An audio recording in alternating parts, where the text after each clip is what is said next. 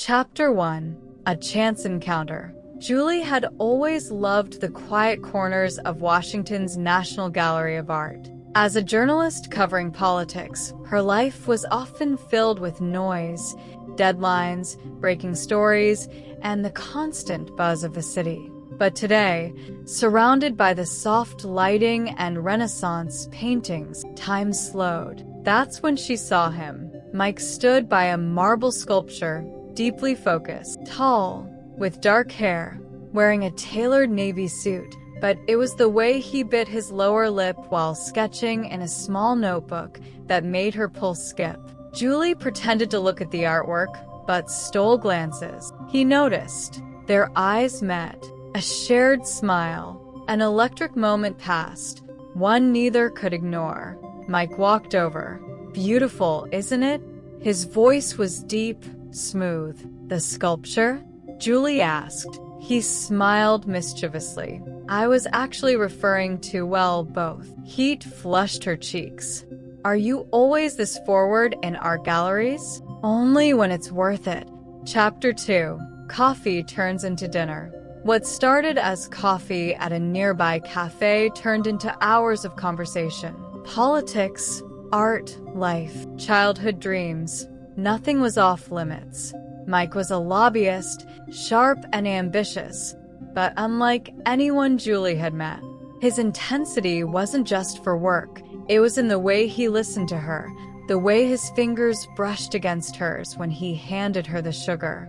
As night fell over the city, the glowing dome of the Capitol lit their path. He walked her to her apartment. The air between them thickened. Expectation, desire, uncertainty. He leaned in slowly. Their lips met, soft at first, then deeper, more urgent, as if both had waited far too long for this kiss. Chapter 3. Heat behind closed doors.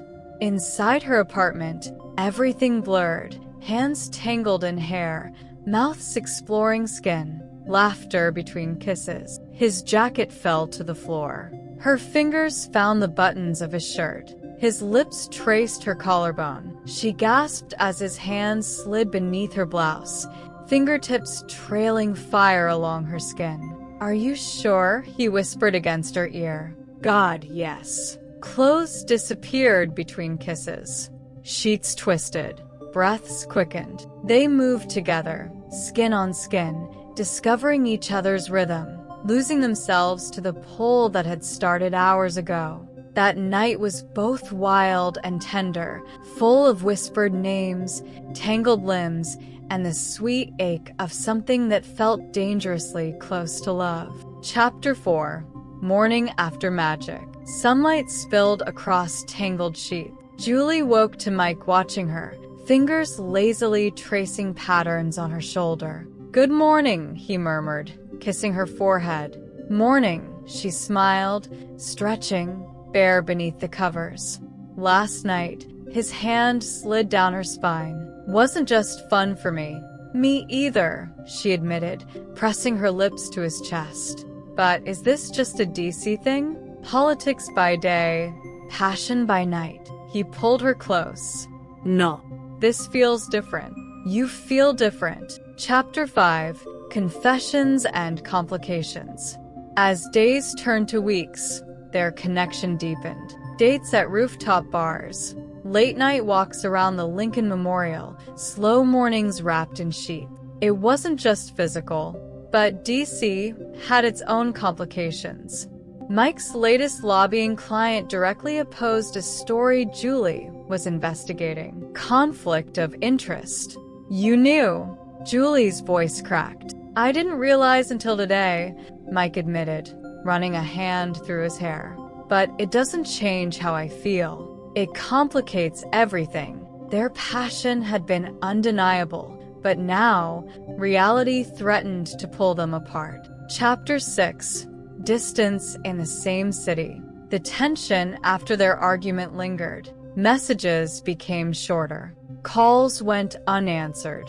Both were stubborn, neither ready to give in. But Julie couldn't forget the way Mike's hands felt on her skin, or how his eyes softened when she laughed. Mike, too, found himself walking past her office building, staring up, wondering if she was thinking about him. That Friday night, they ended up in the same bar, unintentionally, or maybe fatefully.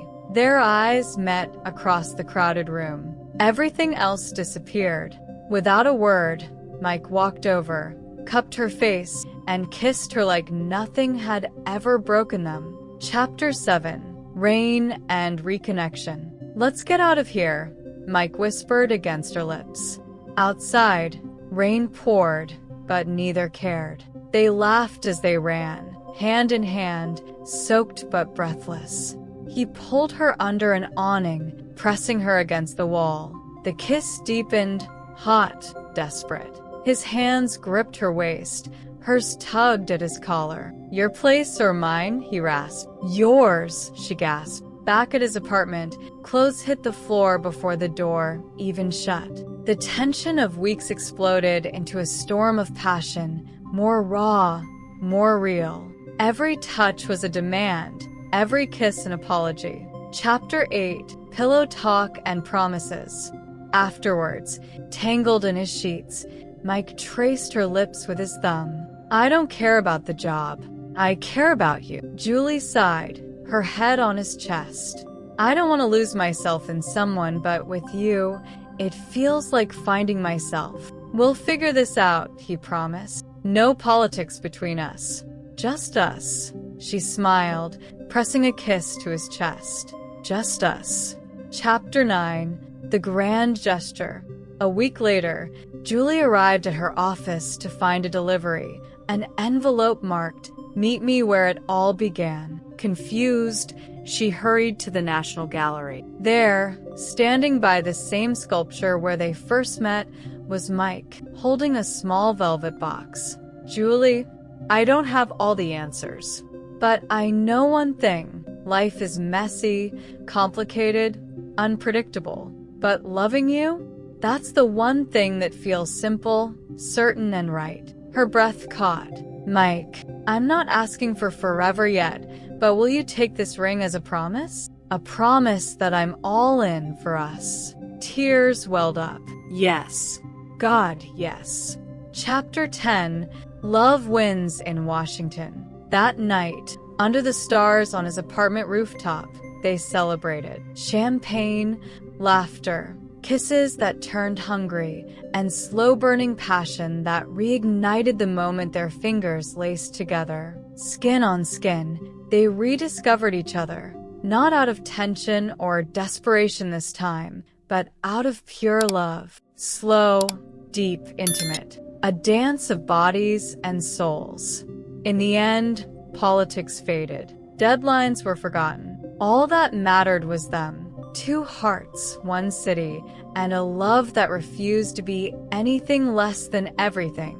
Chapter 11. Weekend Getaway. Mike booked a surprise weekend trip for them, a cozy cabin by the Chesapeake Bay. Julie gasped when she saw it. "You did all this for me?" "Anything to steal you away for 48 hours, he grinned. That evening, after dinner and wine by the fireplace, they made love slowly, savoring every touch and kiss. The glow from the fire reflected off their bare skin as their bodies moved in perfect rhythm. Afterwards, they lay together, staring at the wooden beams overhead. "I don't think I've ever been this happy," Julie whispered. Mike kissed her forehead. "Me neither." Chapter 12. Shadows of Doubt. Back in Washington, reality crept back in. Julie's boss offered her a major promotion, but it came with a catch: relocation to New York. Mike sensed something was wrong when she pulled away from him during dinner. "What's going on?" he asked, setting down his fork. "I got an offer," she said quietly. "It's a big deal, Mike." Silence hung between them. "Are you thinking of taking it?" Julie looked at him with teary eyes. "I don't know." Chapter 13. The Argument. The next evening, the pressure exploded into an argument. "You said we'd figure things out together," Mike said, frustrated. "I didn't expect this opportunity." Julie snapped. "And I can't just throw away my career." "And what about us?" Are we just temporary to you? Her voice trembled. I don't know what I'm doing. Mike stood there, staring at her. Maybe you should figure it out without me for a while. Julie's heart broke at his words. She grabbed her coat and left, tears spilling down her cheeks as she walked out into the cold Washington night. Chapter 14, Reflection and Realization. Days passed with no contact. Both felt hollow. Julie sat in her apartment, staring at the job offer email she hadn't answered yet. Mike went for long runs around the National Mall, trying to outrun the ache in his chest. One night, while looking at a photo of them laughing at the Bay Cabin, Julie realized the job could wait. Love couldn't. She grabbed her keys and drove to Mike's apartment. Chapter 15, Reunion. Mike opened the door, surprised and disheveled, clearly missing sleep. I choose you, she said breathlessly. I want you more than any title or city skyline. Without hesitation, he pulled her inside, slamming the door behind her. Their lips collided, needy and fierce. Their reunion was fast, hungry, almost primal. Clothes disappeared as hands explored familiar curves and lines.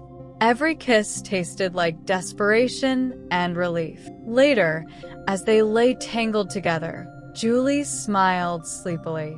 We'll make this work together. Mike kissed her bare shoulder. Always. Chapter 16, Building a Future. The following week was different. No more running from conversations. Julie and Mike sat down with coffee and notebooks, sketching out their future together. Maybe New York isn't the only option, Julie mused. There's a hybrid role, I asked. Mike grinned. And my company's opening an office in Philly, halfway between. They started dreaming. A shared place, weekend getaways, a balance of careers and love. Their passion wasn't just physical anymore. It was building something real. Chapter 17, A Night to Remember. To celebrate their decision, Mike planned a rooftop dinner. Candlelight, soft music, and the Washington skyline sparkling behind them. Julie wore a deep red dress that made Mike forget how to breathe. His gaze burned into her all night, full of promise. By the end of dinner, neither could wait. Back at his place, their lovemaking was slower, deeper, an exploration of every inch, every sound, every whispered I love you. Chapter 18, A Twist of Fate. Just as things felt perfect, life threw a curveball. Julie's mother called. Emergency surgery back home in Chicago. Without hesitation, Mike packed a bag and flew with her.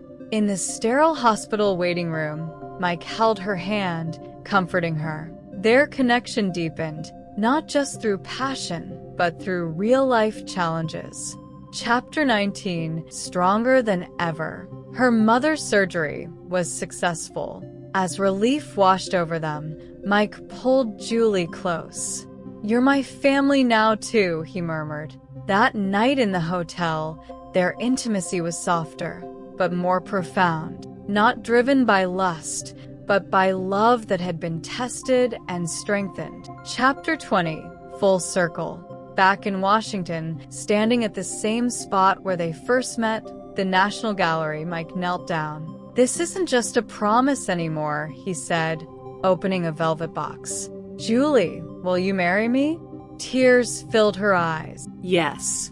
1,000,000 times yes. As passers-by cheered, they kissed, deeply, passionately, knowing that this time, it was forever.